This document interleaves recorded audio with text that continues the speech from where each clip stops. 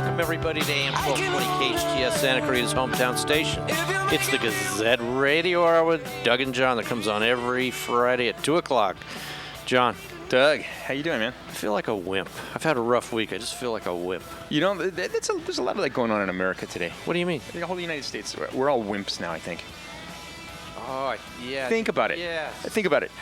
Did you heard about what happened in it was Alaska, off the coast of Alaska, right? Yeah. Yeah, the Russian MiGs buzzing the U.S. naval warship. They came within like 45 yards. Yeah. I heard some ridiculous number, and I was like, they're flying that close, and we're just like waving? Yeah, we're looking at. You could see the guys out on the deck just looking at them, going, "Wow, wow, that's a nice, pretty. That's a what a pretty what airplane." Are these guys Can doing? you imagine if that would have happened during? Oh, I don't know. Say, let's go back. I was gonna say Reagan.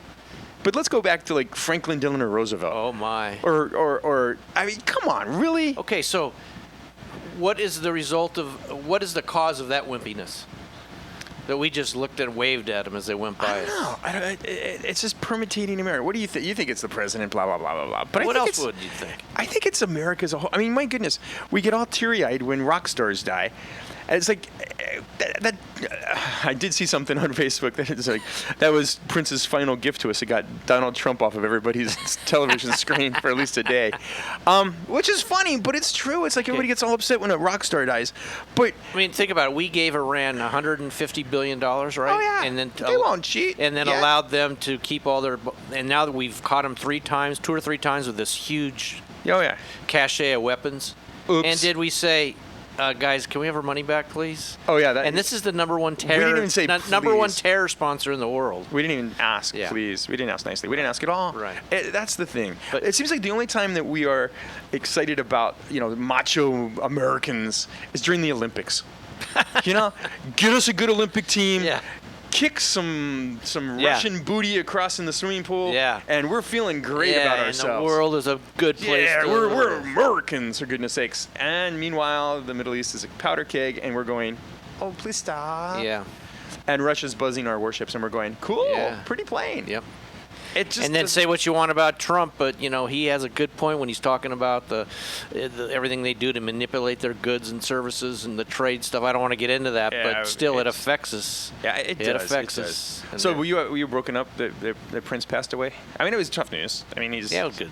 I was never a fan, so I was more upset when Glenn Fry of the Eagles died. I think that's going to happen more and more because all the rock stars I grew up with, and I'm sure you grew up. Well, the guys Mozart and Beethoven have been long dead. Yeah, Doug. and easy.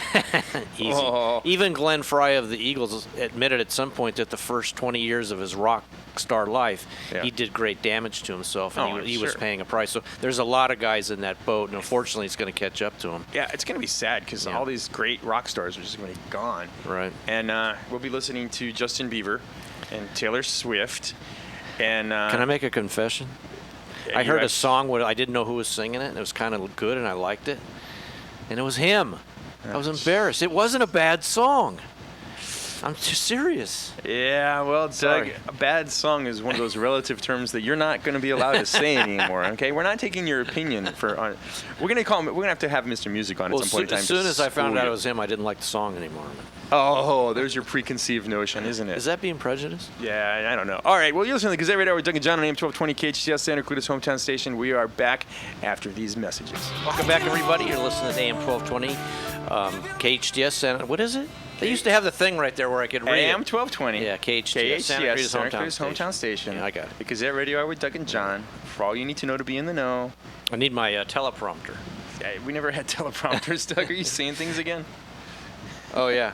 Anyway, it's the Gazette Radio Hour with Doug and John for everything you need to know to be in the know. This is actually the Radio Digest version of the Santa Clarita Gazette that you can pick up at locations all over town or even get it delivered to your house. How would you get it delivered to your house, Doug?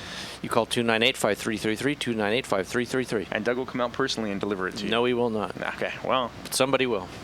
Can you charge extra for that? Like a special super subscription rate? For me to do it? Yeah. No. I can't be bought. Oh, yes, man. I can. Yeah, I was going to say, there goes my $50 subscription. I would have paid. All right.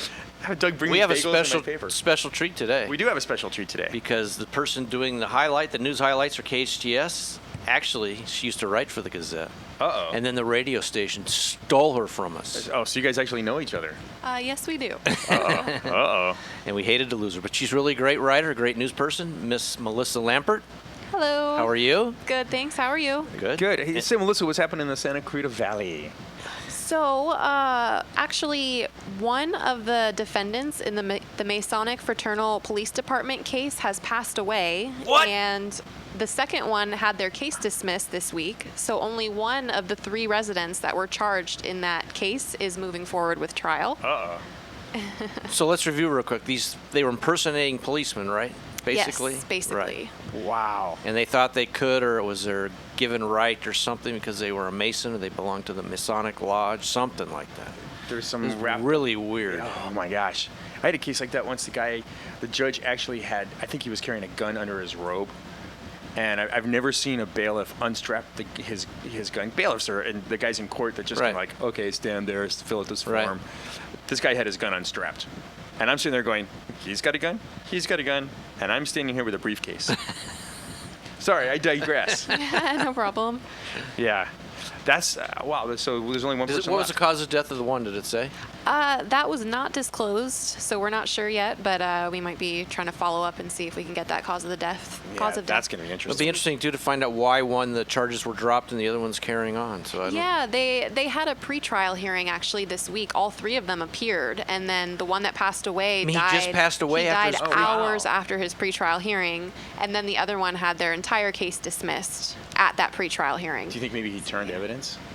That could be, I mean, if you think I- about Oh, it. you I can't don't insinuate know. that. I would insinuate that. I would just guess. I watch too much TV. No, you're a lawyer. No, I watch too much TV.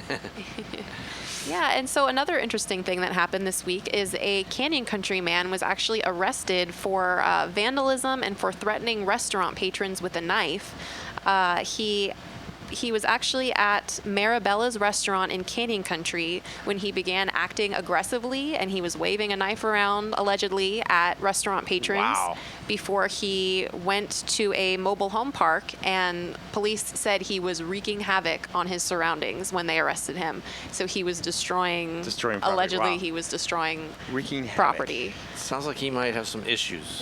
He probably didn't get the extra salsa he ordered with his chips. I mean, if you don't get that extra salsa, sometimes I'm really mad. That doesn't help your business when you got somebody out front doing that. You know that? Yeah, I can imagine. Yeah. I can imagine. That's pretty scary, though. You can imagine you're sitting in a restaurant and a guy 2 tables away just starts like going Yeah. nutso like that, and the police have to get called, and he's Not threatening good. people with a And knife. it probably took the police 5 minutes to get there, so for that 5 minutes, you're scared to death. That this Can you imagine the guy's Yelp going nuts. reviews? Yeah, it was actually a string of calls by community members that led the police to find him at that mobile home park because Wow. he left the restaurant very Oh. quickly. Yeah. I mean, So yeah, it was actually thanks to community members who were calling in to the sheriff's station, tipping them off of where he was going, Wow, that they were able gotcha. to find Wow. him and arrest him. wow. That's scary. That is a scary situation. What else you got? So something that actually popped up on social media yesterday, a Valencia skate shop is receiving a lot of backlash from our community after posting 2 social media posts that appeared to disrespect law enforcement officers. The post shows a kid wearing a shirt that says pigs on it, and he's posing in front of a California Highway Patrol vehicle. So the Santa Nice. Clarita community was not happy about that. There's been a lot of social media backlash. The shirt was pulled from their online storefront. Yeah. And a Heart District event that involved the business has been canceled. Good idea. I have 2 separate opinions on this one. There's a Supreme Court case where a guy had a shirt that basically said, bad word that starts Right. with the letter F, the war. Yeah. And his principal said no, and the Supreme Court actually said no, that's kind of an expression, but you can't do it in school. Okay, so they upheld that as no, you can't have that shirt, it's not appropriate. This one is almost identical to me. It's you can't don't do it. You can have a shirt that says anything you want, but don't make it inflammatory towards I don't know, police officers in Santa Clarita. Well, that's kind of dumb anyway. I mean, that's what every 3rd house is somebody who's involved Yeah. in the police department Or the fire sheriff's department, department. Come on, you don't be silly. Now, I don't know, and I don't know. I think anybody here would know whether pigs is like a name of a skateboarding part or a maker of skateboards or something like that. I don't think it is. I think it's there just to incite a negative reaction towards the police. So this was a posed, it actually was a shot done, a set-up shot, you think, that was done?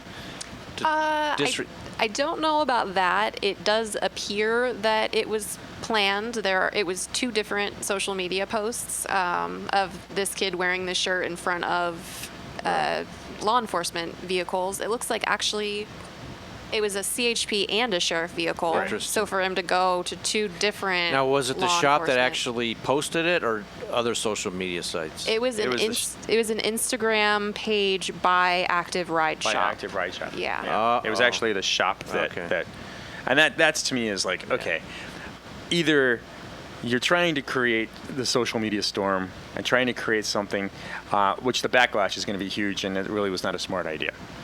2, the other option, I guess, would be that you weren't trying and you're just dumb. And you didn't play very well to your audience. It sounds like it could have been both. I think it may have been, maybe they underestimated the backlash. Yeah. Still kind of silly. And then to have people go, to get that bent out of shape. They did. I believe they apologized too. I thought I saw something where they posted They took it down and they apologized. They did. They actually released a very simple statement on Twitter saying 2 words: "We're sorry." That's all they said.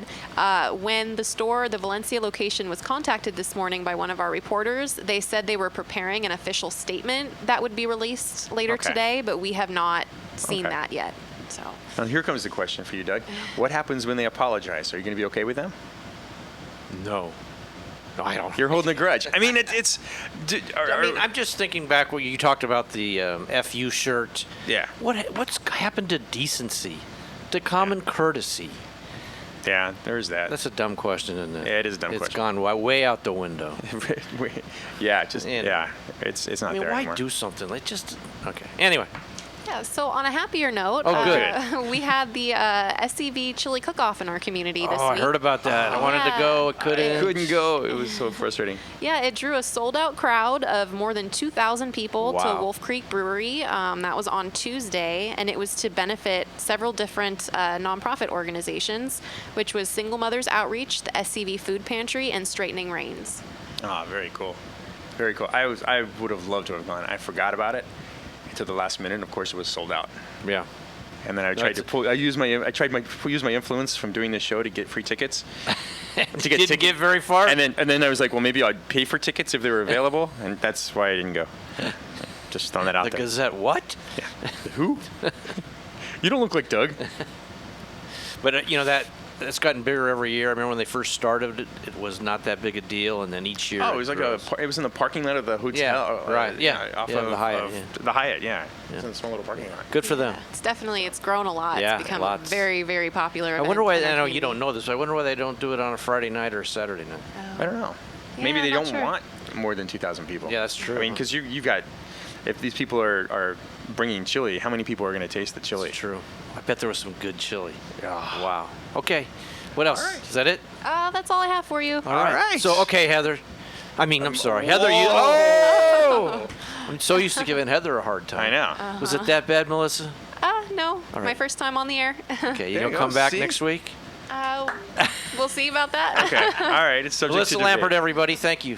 All right. Thank you. Okay. All right. So Doug, I've been doing a lot of thinking, and we're going to do a new segment on this show, I think. Are you going to tell me? I'm going to tell you. Yeah. Oh, now. The way I hear it is going to be the segment. Okay. Okay. And we're going to alternate each. Today's going to be a little different, but I think from now on maybe we'll alternate maybe a couple shows a month. We're going to do basically a video version of your rant, or an audio version of your rant. I guess it wouldn't be video. There is video on Facebook. If you want to watch us on Facebook, you can. If you go to KHTS, if you go to KHTS site, you can pull up videos of us. MyHometownstation.com. Go to podcasts. Podcasts. Yep. You can hear us on podcasts, and there's also YouTube's. Right. But anyway, I figured it's time for us to maybe spend a little time thinking about a topic. We'll talk about it for a little bit, rant for it a little bit, and then we'll move on. Okay? Okay. So I figured since it was my segment, I was going to go first. Okay. I hope that's all Go right. for And this it. is going to be kind of a little personal for you. I hope it's okay. I'll let but you you know get if to it's sit there and not. be quiet. Now, a lot of people do know that you were engaged in litigation with a Signal over becoming a newspaper of general circulation.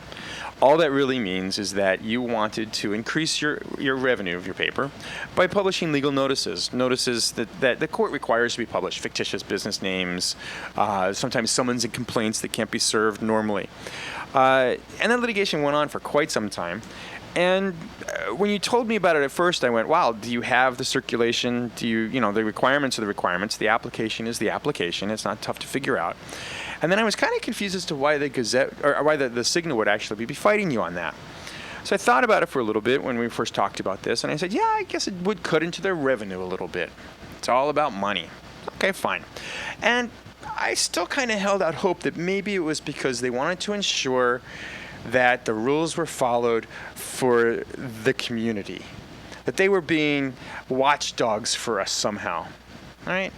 Then as the process progressed, and you and I talked about the process and listening to what was going on, I became more and more aware that it was just about the money. The Signal didn't care about Santa Clarita. They didn't have an indication of the community's support or an indication of the community's pulse in any way whatsoever in fighting you over something that seemed relatively trivial to them. Okay? So then I thought, okay, well, then probably about a month and a half ago, the Gazette was successful. 4 weeks ago. 4 weeks ago. They were determined by the Los Angeles Superior Court as a newspaper of general circulation. So now Doug has the ability to increase his revenue by filing legal notices. Now, I don't know whether that's actually has occurred yet. I know Doug's not driving a brand new Mercedes based upon these additional revenues, but it was there. Out of the woodwork, because the Signal, of course, had lost. And what do poor sports do when they lose? They try to find something else to attack people with. Out of the woodwork, the Signal starts bringing these allegations about Doug's personal and business bankruptcy. It was a Chapter 13 that was filed several years ago. Now, the purpose of a bankruptcy, especially Chapter 13, is to give homeowners and private individuals a fresh start. There's a plan that's established. All the assets are listed. All the assets are disclosed. All the liabilities are disclosed. A plan is proposed, and a Chapter 13 trustee looks at that plan and says, yes, it meets the legal requirements. And that's exactly what happened. Okay? Lo and behold, out of the woodwork, the Signal decides to attack this bankruptcy process. It's already 2 or 3 years down the road. About 3 years down the road. Almost 3. And they attack it in a way that doesn't make a lot of sense to me. Now, I've stopped practicing bankruptcy probably 15 years ago.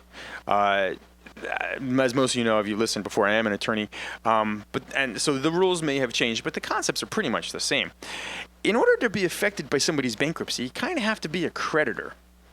If you're not a creditor, you're not really affected. So that was step number one. How is the Signal affected by this bankruptcy?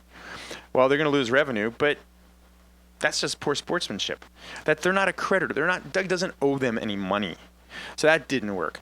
Then I thought about it some more, and I figured what they're probably doing is making some sort of bogus claim for costs and attorney's fees as a result of the civil litigation, and it suddenly makes them a creditor, so they'll file it and they'll carry on. And that got me thinking, even if it's right, is it truly right? And that's where I started to think about this even further, and I remembered one of the best TV shows I've ever seen. I don't know whether you've seen this, Doug. The best 15 minutes of television I've seen probably in a really, really long time. It's a show called The Newsroom. It was on HBO for a while. Great first scene. I highly recommend the entire series. But that first scene, let me give you a little bit of background. Obviously, the hero is an anchorman. And he's sitting there. He's in a part of a college symposium with 2 other people. And they're just answering questions from the audience. And you could tell he really didn't want to be there. I mean, he was joking about some of his responses. And he was asked the question, is America the greatest, or explain why America is the greatest country in the world. And the 2 other people gave their answer. And there was this big, massive, dramatic pause. And the moderator is like, well? And he goes, it's not. That's my answer. And he goes on to explain very, very eloquently a lot of reasons why he didn't think America was the greatest country anymore. Then he stops again. And massive dramatic pause. And you're just on the edge of your seat. And he goes, but we sure used to be. And then he goes about all the wonderful things that we used to do. How we would fight. We had a war on poverty, not poor people. We didn't beat our chests. We weren't afraid so much. All these great lines. And you're just like, oh my gosh. And he goes, and the reason we were able to do all those great things is because we were well informed. We were informed by giants. And you know exactly what he's talking about. He's talking about the newsmen who used to bring us the local news, the Walter Cronkites of the world. And that got me thinking about what is the community's newspaper responsibility? Okay? The responsibility, I think, and Doug, you will probably agree with this, is to inform the electorate. Give people the information they need to make decisions, and do that in a trustworthy way with integrity so that you can be counted on as a source of information. It is not a venue for personal attacks. It's not a venue for